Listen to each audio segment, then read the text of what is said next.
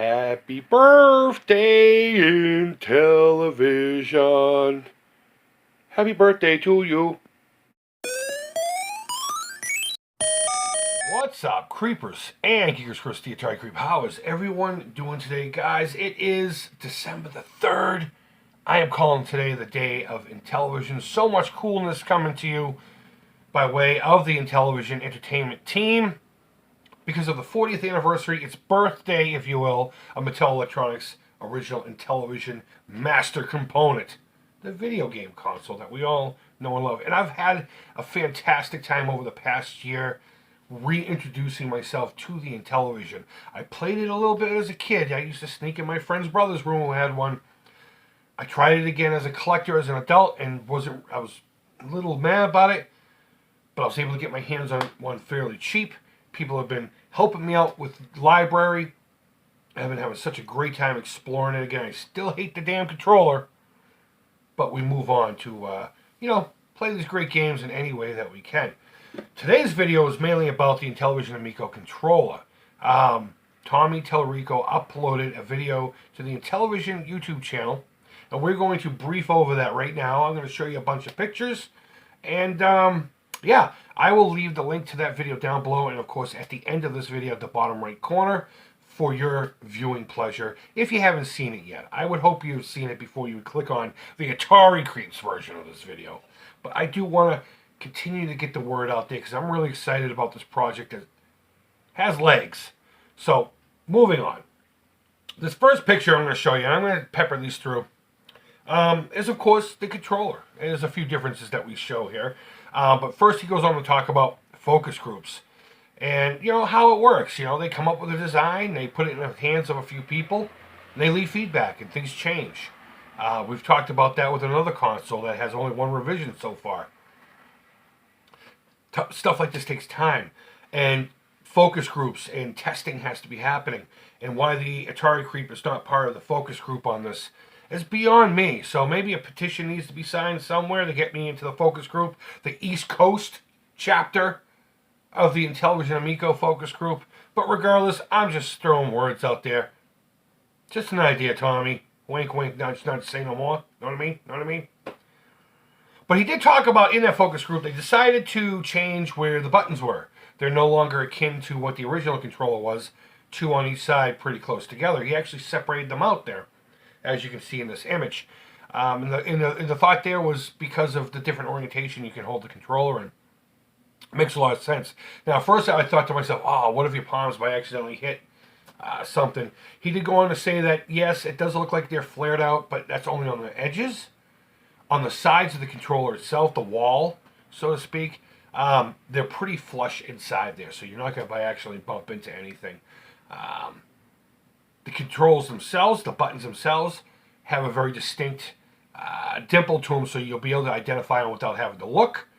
But it's mainly used for the different orientations. Left-handed, right-handed, vertical, horizontal, however you want to hold this controller, however you need to hold it for any specific game.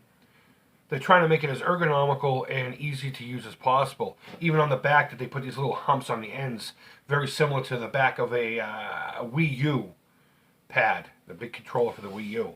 How it has that little bumpy deals at the end for you to grip onto it a little easier. And I think that's a great design choice. He went on to talk about the LEDs and stuff. There are LEDs by each one of the buttons, and of course around the disc itself. One thing that can help out with that is, like, say, you give your mom a controller and tell her, hey, hit the L1 button. What the fuck is the L1 button? You don't know what the L1 button is. But if there were, like, say, a yellow and a blue or an orange and a blue light, might hit the red buttons. And, easy to identify, easy for the family to play and pick up and all that stuff. Reverse that, pick up and play.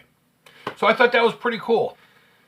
Battery testing, he talked about. Right now they're at about 5 to 6 hour battery life, which, in his words, for this type of game, is fine. And, I agree with him. I would like to have seen a little bit of a longer battery life. Only because, I'll play it. The girls will be playing it. But, 5 to 6 hours is more than fine for something like this. And you can hardwire it, too. So, I mean, there's no harm, no foul there. And worst comes to worst, you have your cell phone. You have your mobile device. So, that's good. Let's see, what else are we talking about here? As far as charging, they decided not to go with, say wireless or whatever. There's direct contacts that you see those three little chrome or copper buttons. Only because it's cheaper to do, and that makes sense. It's quicker. And it's probably a more reliable source of coupling for charging. So it'll make it happen a little quicker too. In the event that the girls use up all my controller time, I have to put it on there, go make myself a sandwich, come back, and I'll be able to rock and roll. So last thing I want to talk about, I hope I get these folks' name right.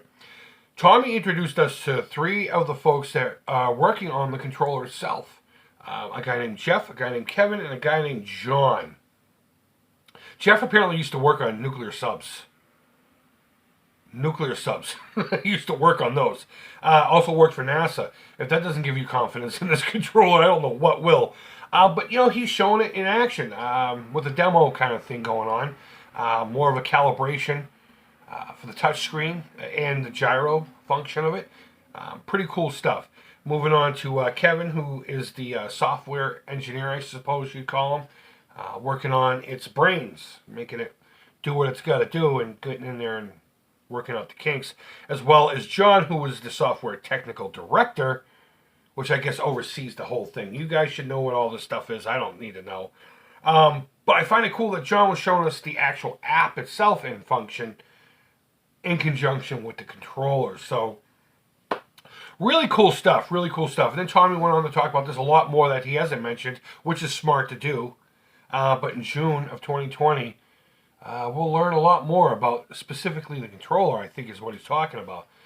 But I'm sure over the course of the next handful of months, we're going to be, little information is going to be trickled in. And of course, the pre-orders will come out, and I can't wait. I hope I get a golden brown one. Tommy, make sure that happens, bro. Make sure that happens. I'm going to throw the cash at you however and whenever I can. I really do want that OG looking one to go with my actual OG one. But either way, guys, that's it. That's my overview of Tommy Tallarico's introduction, a more intimate look at the Intellivision controller. Come on, guys. I want to be part of the East Coast chapter of the Intellivision focus group. Make it happen somehow. Even if I'm just looking at something and going, yes, I'll do that. You don't have to pay me. Just let me have, like, you know, memorabilia. That's all I care. Memorabilia and some exclusive video content. No, I'm just kidding. I'm just fucking with you. I don't care about any of that crap. But either way, guys, go ahead and leave your thoughts down below. Are you getting more pumped up for this? I know I am. It's a company who has an idea, but it's realistic. And they're showing results. And that's the key to all this. And that's all I'm going to say on that. Go ahead and leave your feedback. Thumbs up, thumbs down. All feedback to the Creep is positive. Be sure to watch that video if you haven't.